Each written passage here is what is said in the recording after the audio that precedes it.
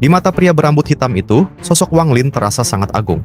Ia yakin tidak ada seorang pun di sistem bintang All Heaven yang bisa selamat dari tatapan maut tadi, bahkan jika itu kepala kuil surgawi guntur. Ketidakpedulian dalam mata Wang Lin membuat seluruh dunia tampak seperti semut belaka. Bagi pria berambut hitam itu, ini adalah pertama kalinya ia merasa tunduk sepenuhnya kepada orang lain. Pria itu meyakini bahwa tatapan barusan adalah tatapan Dao. Rasa takutnya seketika berubah menjadi fanatisme dan kekaguman yang luar biasa. Dalam legenda sistem bintang All Heaven, bertahun-tahun lalu ada seorang kultivator misterius yang berhasil mengalahkan seluruh kultivator langkah kedua hanya dengan satu mantra. Ketika seseorang mengumpulkan keberanian untuk menanyakan nama teknik tersebut, orang itu menjawab dengan singkat, "Mantra ini bernama Tatapan Dao. Ini bukan ciptaanku, dan kalian semua bisa melakukannya." Pria berambut hitam itu menarik napas dalam-dalam saat ia segera turun dari tunggangannya dan berdiri dengan sangat hormat. Saat kakinya menyentuh tanah, ia baru menyadari keberadaan penjaga surgawi dan seekor binatang guntur bertanduk perak di tepi danau. Melihat kedua sosok itu, pria berambut hitam segera menyadari bahwa Wang Lin adalah utusan dari kuil surgawi guntur. Walaupun pria itu sempat terkejut, ia tidak meragukan kehebatan Wang Lin. Ia hanya heran mengapa orang sekuat ini mau menjadi utusan kuil surgawi guntur. Tak lama kemudian, Wang Lin kembali membuka matanya yang kini telah normal. Di dalam hatinya, Wang Lin masih takjub. Ia bertanya-tanya, apakah sensasi dalam mimpi tadi adalah wujud dari langkah ketiga. Peluang emas ini didapatnya berkat manik penentang surga yang kini telah mengidentifikasi dirinya sebagai pemilik sah. Mengingat para monster tua seperti Tian Yunzi rela melakukan apa saja demi menerobos ke langkah ketiga, pencapaian masa depan Wang Lin kini menjadi sangat tidak terprediksi.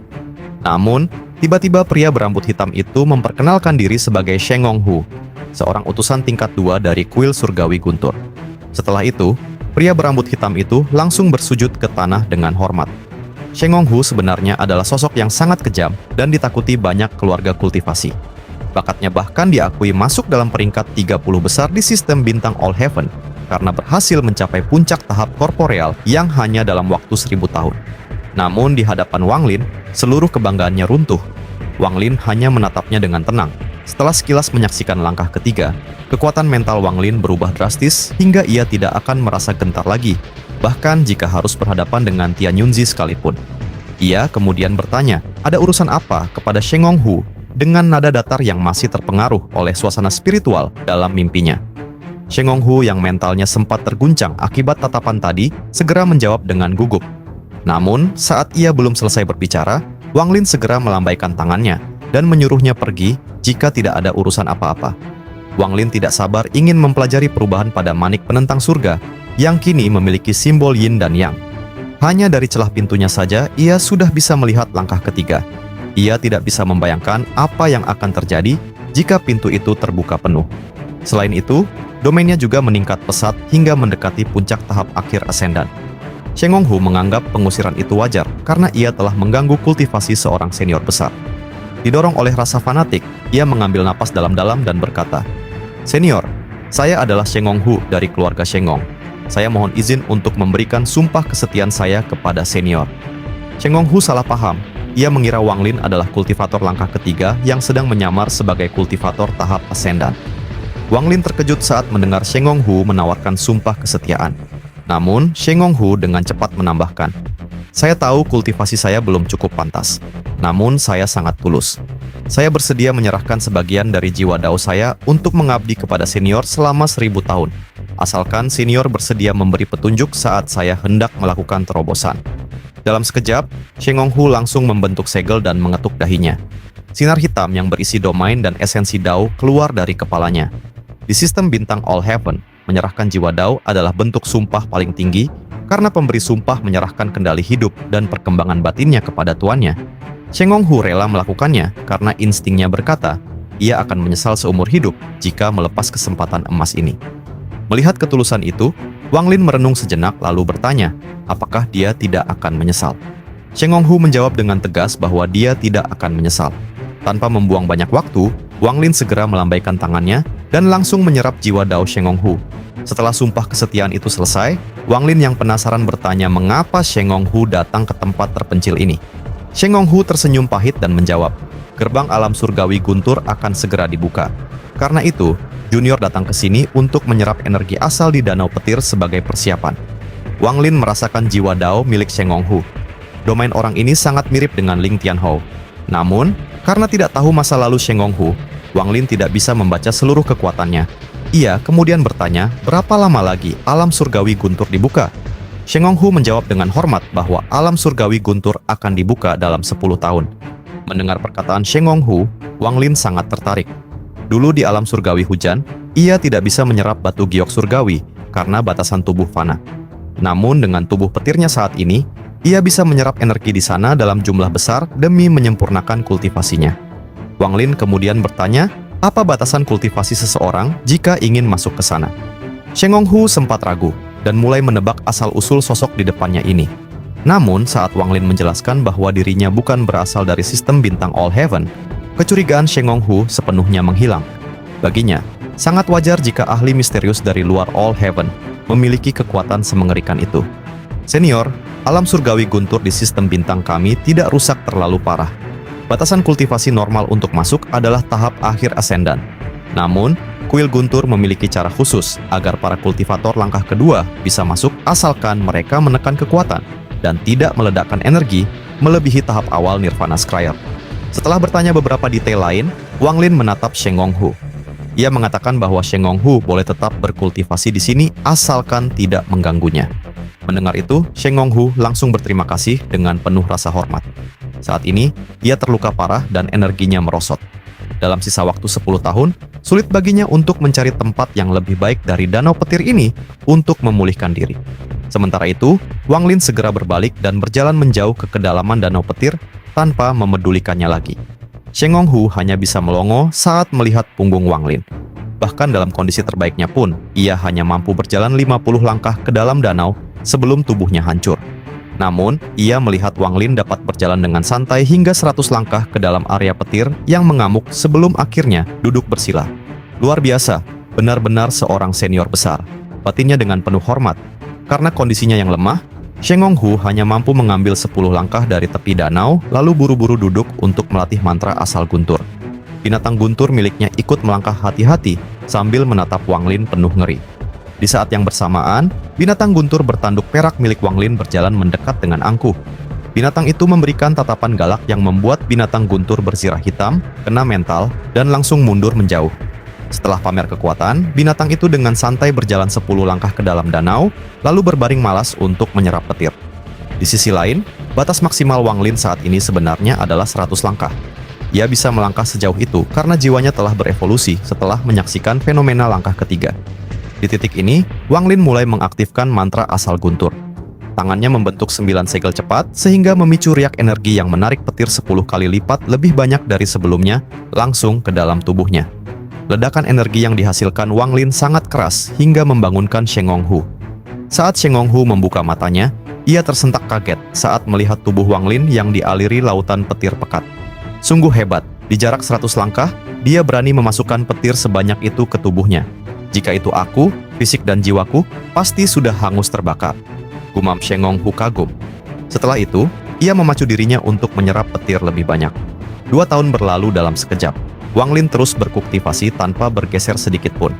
Daya serapnya meningkat drastis hingga menarik petir 20 kali lipat lebih banyak. Ia tampak seperti sebuah magnet logam berbentuk manusia di tengah lautan guntur. Sementara itu, luka-luka Sheng Honghu juga berangsur pulih selama 2 tahun ini. Selama proses tersebut, Wang Lin diam-diam mengamati Sheng Honghu yang juga menggunakan mantra asal guntur. Wang Lin menyadari satu hal, Sheng Honghu mampu memeras energi asal 10 kali lipat lebih banyak dari setiap untai petir dibanding dirinya. Hal ini berkaitan dengan jumlah fondasi energi asal yang dimiliki. Semakin tinggi tingkat kultivasi seseorang, semakin efektif pula mereka menyerap energi asal dari alam. Setelah 2 tahun terus mendalami sisa pemahaman langkah ketiga dalam hatinya, Wang Lin akhirnya bangkit. Ia mulai melangkah lebih jauh menuju pusat danau guntur. Setiap langkahnya memicu suara retakan ruang yang nyaring. Perubahan ini langsung menarik perhatian Sheng Honghu. Ia menghentikan meditasinya dan membubarkan petir di sekelilingnya. Matanya berbinar dengan penuh harapan karena ia akhirnya bisa melihat secara langsung mantra mengerikan milik Wang Lin. Salah satu alasannya tetap tinggal di sini memang demi bisa mendapatkan pencerahan dari kejauhan dengan mengamati Wang Lin. Bahkan binatang guntur berzirah hitam miliknya ikut menegakkan kepala dan menatap Wang Lin penuh takjub. Hanya binatang guntur bertanduk perak milik Wang Lin yang tetap mendengkur malas dan sama sekali tidak peduli dengan apa yang terjadi. Sementara itu, Wang Lin terus menatap ke arah pusat danau. Area tepi ini tidak ada apa-apanya dibandingkan dengan bagian pusat di mana konsentrasi energi asalnya sangat murni. Kualitas satu untai petir di pusat danau bahkan jauh lebih berharga daripada 100 untai petir di bagian tepi. Dengan hati yang tenang namun tetap waspada, Wang Lin mulai mengangkat kakinya untuk melangkah masuk lebih dalam ke wilayah yang mematikan tersebut. Ia menyadari bahwa berjalan lebih dalam ke pusat danau guntur adalah satu-satunya cara untuk menyerap energi asal dengan cepat. Jika hanya berdiam di tepi, kultivasinya tidak akan berkembang pesat. Namun begitu ia melangkah maju, danau petir langsung mengamuk. Jutaan kilatan petir menyambar dan menciptakan dinding guntur yang seolah menutup jalan bagi makhluk hidup apapun. Kekuatan petir di sini begitu dahsyat hingga energi guntur di tubuh Wang Lin tampak sekecil kunang-kunang di bawah sinar rembulan. Wang Lin kemudian memacu kecepatannya dan mengambil 10 langkah instan ke dalam danau. Hal itu memicu ledakan gelombang petir yang mengguncang ruang hampa. Namun, ia terpaksa berhenti. Jiwa asalnya mulai terasa sakit menahan tekanan. Meskipun tubuh dan jiwanya sudah terbuat dari elemen petir, guntur di sini terlalu mengerikan untuk diterobos begitu saja. Melihat Wang Lin terhenti, Sheng Nonghu yang mengamati dari kejauhan mulai merasa kecewa. Rasa hormatnya agak menyusut. Ia mempertanyakan alasan Wang Lin terhenti di jarak 100 langkah. Meskipun mustahil baginya saat ini untuk melangkah sejauh itu, ia yakin begitu berhasil mencapai tahap Nirvana Scryer 100 langkah bukanlah hal yang sulit. Bahkan binatang guntur miliknya pun mulai kehilangan rasa takutnya pada sosok Wang Lin. Sementara itu, Wang Lin yang berdiri diam di tengah amukan petir mendadak melupakan sekelilingnya. Kesadarannya hanyut persis seperti saat ia mengintip celah gerbang langkah ketiga di dalam manik penentang surga. Setelah larut dalam kondisi spiritual itu, Wang Lin kembali melangkah. Langkah kali ini terasa sangat santai, namun tepat pada detik kakinya mendarat, seberkas petir muncul di bawahnya untuk menjadi pijakan. Ia melangkah lagi dan petir lain kembali muncul menyambut kakinya, seolah-olah ia sedang berjalan di halaman rumahnya sendiri. Melihat pemandangan ini, ekspresi suram Sheng Nonghu seketika berubah menjadi syok yang luar biasa. Jika hal itu terjadi sekali atau 2 kali, mungkin bisa dianggap kebetulan. Namun, setiap kali Wang Lin melangkah, petir selalu datang menjadi alas kakinya. Di mata Sheng Nonghu, seluruh danau guntur ini seperti sedang tunduk dan menyambut Wang Lin sebagai penguasa petir tertinggi. Rasa kagum yang sempat hilang kini kembali berkali-kali lipat lebih kuat hingga memicu fanatisme buta dalam hatinya. Binatang guntur berzirah hitam milik Sheng Nonghu bahkan lebih terkejut. Sebagai monster elemen petir, instingnya memahami suatu hal yang lebih dalam. Wang Lin tidak sedang disambut, melainkan setiap langkah kakinya mendarat tepat pada urat nadi energi danau petir. Bahkan binatang guntur bertanduk perak milik Wang Lin yang biasanya malas langsung berdiri tegak dengan mata melotot ngeri. Bagi Wang Lin, pandangannya saat ini bukan lagi melihat petir, melainkan melihat jalinan sinar cahaya yang muncul dan hilang. Setiap langkahnya selalu mendarat di titik cahaya yang tepat, karena jiwanya telah memahami struktur Dao.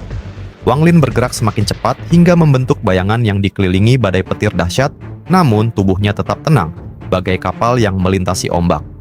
Binatang guntur milik Sheng Nonghu gemetar hebat dan menyerah total dari dalam jiwanya. Baginya, Wang Lin saat ini adalah perwujudan dari asal mula guntur itu sendiri. Jika Wang Lin memerintahkannya untuk menyerang tuannya sekarang, binatang itu akan patuh tanpa ragu. Sementara binatang guntur bertanduk perak milik Wang Lin juga gemetar karena ingatan kuno dalam garis darah warisannya mendadak bangkit akibat fenomena ini. Sesaat kemudian, kondisi spiritual itu lenyap dan Wang Lin kembali tersadar dengan mata yang sempat bingung. Pemahamannya tentang guntur kini jauh lebih dalam. Meskipun hal ini tidak meningkatkan kultivasinya secara langsung, esensi spiritualnya telah berevolusi seperti semut yang sudah melihat kemegahan kota manusia. Ketika benar-benar sadar, Wang Lin mendapati dirinya sudah berada sangat jauh di kedalaman danau guntur. Petir di tempat itu jauh lebih padat dan kaya energi asal. Ia langsung duduk bersila dan menyerap seuntai petir di sana.